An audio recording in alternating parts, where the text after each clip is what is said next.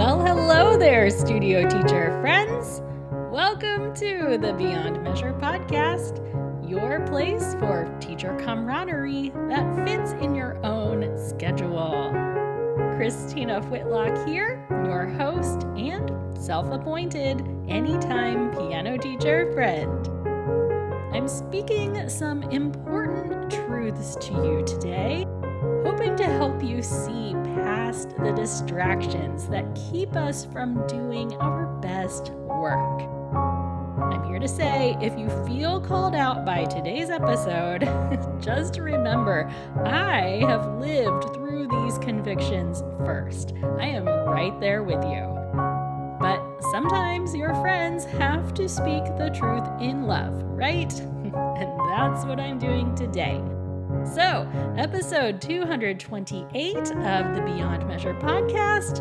Let's do this thing. There's been a trend on social media this summer where people say, "Here's what I would tell you if I wasn't afraid of hurting your feelings." Now, the truth is, I am afraid of hurting your feelings, so I find it important to remind you that when it comes to running an independent music studio, I have made all the mistakes already. The words I speak today don't come from a seat of judgment, just experience. I am talking to all of us here. But since I do keep my ear very close to the ground when it comes to music teaching, I can't help but notice a lot of teachers focusing on the wrong things. We get distracted by things that are, frankly, easier to deal with than the actual dilemmas at hand. The problem is, none of us have time or resources to waste.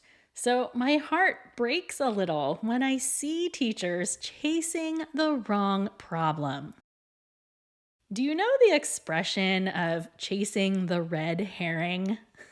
Well, back in the day, if you were hunting with dogs and someone wanted to throw the dogs off their scent trail, they would use a red herring, a pungent smelling fish, to throw the dogs off track. Dogs started chasing the smell of the fish rather than the thing they were hunting in the first place. Piano teacher life is full of red herrings. It's easy to start chasing down a problem that is not actually the problem. In the early days of this podcast, I used to say, sometimes the thing you think is the thing is not really the thing. And there are a lot of things in our work that we think are the things, but they really aren't the thing, friends. So today we're going to talk about one of them, and that is the business of music teaching. Gird your loins, friends, we're going there. The business of music teaching can be a total red herring. Most of us got started in this profession because we loved music, not entrepreneurship. So the business stuff can feel pretty overwhelming. But here's the flip side. Building a business is a creative act. And even though it's often unfamiliar to us, it can also light us up and give us another creative outlet. It can be fun to dream up new marketing tactics and write perfectly crafted studio policies. Designing beautiful materials and building presences on social media. Those are very artistic and very satisfying avenues for some of us.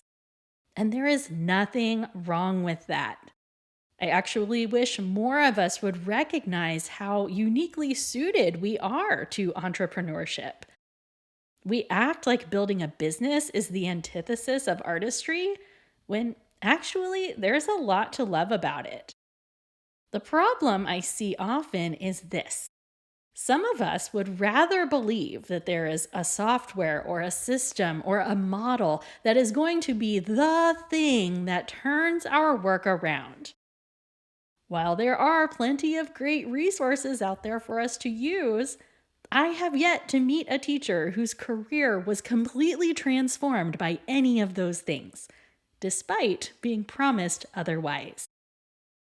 This is because the business is not actually the problem. I am all for tightening up your systems and working for efficiency in your business practices, like 100% here for that. I want to remind you, though, that your studio policy is only as good as your willingness to communicate it. Having a laundry list of expectations in written form is only going to take you so far. You have to be willing to back it up in action, and you have to be willing to talk about it openly. You have to speak about it proactively before you are in a position to feel like you are on the defensive. If you're feeling targeted at the moment, I will link a previous episode in today's show notes for you. It's episode 139, Cheers to Bravery and Communication. That episode goes into further detail on why we have to stop hiding behind our written policies. I will say it again, your written policies are only as good as your willingness to communicate them. So, thinking you just need better policies in place can be a red herring. More often than not, the real challenge is getting more comfortable with expressing and maintaining your own personal boundaries and expectations. Getting them in writing is a great first step, but it won't save you if you are not willing to advocate for yourself. And yet, online Facebook groups are full of people asking how to write policies for X, Y, and Z situations. Why? Because it's a lot more appealing to focus on writing an exemplary studio policy than it is to deal with actual human people. Accepting that there will be conflict in our work, learning how to determine when an exception is worth it, seeing past your own perspective and helping studio families do the same, that's heavy work. Heavy but necessary. Now, by all means, write great studio policies, friends. Systemize your procedures, please do. But don't give them more power than they actually have. Don't pour all of your efforts into creating systems and plans and procedures for your studio because there are more important fish to fry. Wow, so many fish metaphors today. Sorry, guys.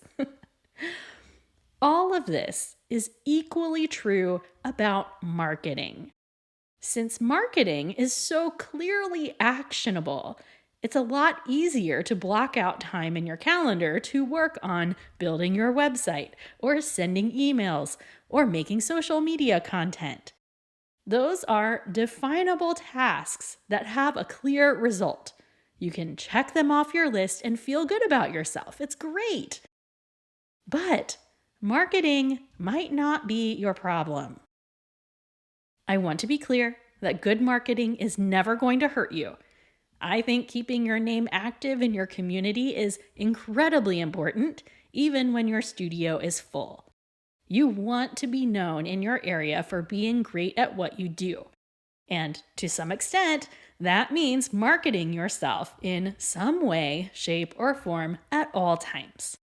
So, I am not telling you to ignore marketing.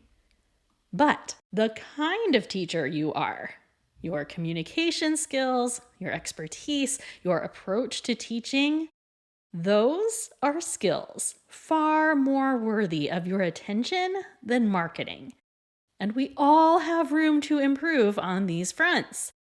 Now, sure, in a perfect world, we would continue to improve everything all at once. But I live in the real world, and we just don't have endless time and energy for all the things. Oh, and we're more than piano teachers, right? We have lives outside of our work, and cultivating richness there is even more important than any of the things I'm talking about today. Here's an example for you. When it comes to this podcast, I am so happy with the audience it has found. I feel connected to my listeners in a way that I did not think possible when I started this venture. Even still, I know it has room to grow. I know there are teachers out there who would benefit from listening. So, much to my dismay, I need to market it. Now, I'm a team of one over here, right? I write, record, edit, publish, market, all the things myself. The truth is, anytime I have tried to prioritize marketing this show in my life, I've ended up feeling like the content suffers. I can't say I've ever published a show that I haven't been proud of, but there are times I know I could have done better. And herein lies the problem. Would I rather produce quality content or would I rather market it? Now, producing quality content builds a stronger audience. It might be growing slower than some shows, but y'all are committed to this show. I know it, and it is a very unexpected joy in my life. To the contrary, if I doubled down on marketing, but my content is lackluster, that's going to get me listeners who will tune in for a few shows and then abandon me for something better. I might see those download numbers spike, but the numbers are empty if people aren't sticking around. I'm here to help teachers, and I can only do that when they keep showing up week after week. So, yeah, I have to consider sustainable marketing tactics. I do. But I have to keep creating quality episodes at the very top of my priority list for this work. And you, friend, have to find the same hierarchy. It won't matter if you bring in new students if you are not providing a lesson experience that keeps them coming back. Studio turnover is expensive in time, energy, and money. Retention is the goal, right? That's how we get to do the real life-changing work of music study, by keeping our students around and helping them see what they are truly capable of. I realize we all know this on some level, but here's the thing I think we miss. The reason we end up chasing marketing is, again, it's easier. It's more cut and dry. We can measure the numbers of responses we get for our efforts. We can study marketing techniques, whatever. It's also far less personal. It's one thing to think our studio needs more media attention. It's a completely different thing to admit that we have room for growth as teachers. But you probably know where I stand on that already. We all have room for growth as teachers. We can all get better at communicating with our students and at figuring out exactly what makes them tick. We can all get better at clarifying our teaching philosophies and examining what it actually means to teach students to play these instruments. We can all spend more time reflecting on what we want to keep and what we want to change from our own student experiences. We can all learn more about the repertoire available to us, the inner workings of how the brain truly learns. I mean, these lists go on and on. And all of that, the most meaningful work we can do in our studios, is very difficult to build into a checklist. It requires thought and humility and curiosity and a willingness to experiment and not be perfect all the time. It means admitting that you have room to improve in your teaching. So here's the problem. There's one thing I never want to leave you feeling in this podcast, and that's overwhelmed. And I feel like I just opened up a whole can of worms on you. Because yes, our business and our marketing do need our attention. And yes, our actual teaching needs even more attention than that. And I'm not trying to overwhelm you with this insurmountable list of improvements that you need to make in your work life. Quite the opposite, actually. Today is really about making sure that you are not chasing the red herring. I want you to think about what has been receiving the bulk of your attention lately. I want you to ask yourself if that is maybe just an easier fixation than what really needs doing. Weigh the costs of your time and your energy and make sure your current focus is actually where it needs to be. Time and attention are finite resources. We have to spend them wisely. Now, if you love playing with your studio website and you don't care that you spend a disproportional amount of time on it, then carry on, friend. Again, we are artists and business is a creative outlet for us. Embrace that. So if it feeds you, then there's nothing wrong with doing it. But if you have a real pain point in your studio right now, I just want to make sure that you are really addressing the heart of the issue, not just the thing that is easier to measure or check off your to-do list. Fair enough? Believe it or not, we are just scratching the surface of the things that I think distract us from our work. I'll be talking about another common distraction next week. And again, I'm pretty sure it's going to ruffle some feathers. Ooh, check that out. A bird reference, not fish this time. Oh boy, let's toast ourselves out of here and get on with our big week ahead.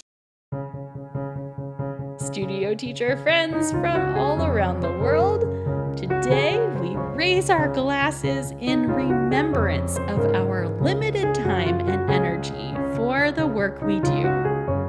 May we study our business with great discernment, spotting the most immediate cause for attention and acting accordingly, whether it fits on a checklist or not.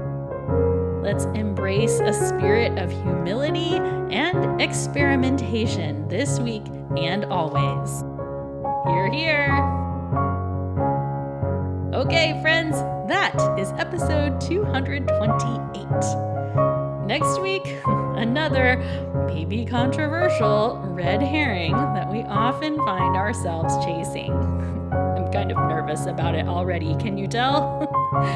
Well, again, I am here to speak the truth in love, friends. If you appreciate the work I do, please consider sharing your favorite episode with a colleague that may not know about my show. And if you are able, come join the Super Friends community on Patreon. That community keeps this show running ad-free, so you don't have to listen to me tell you about a new life-changing multivitamin every week. I know you and I both appreciate that. The link is in the show notes, of course. Thanks again for being here and enjoying the messages I bring through Beyond Measure. Onward and upward we go.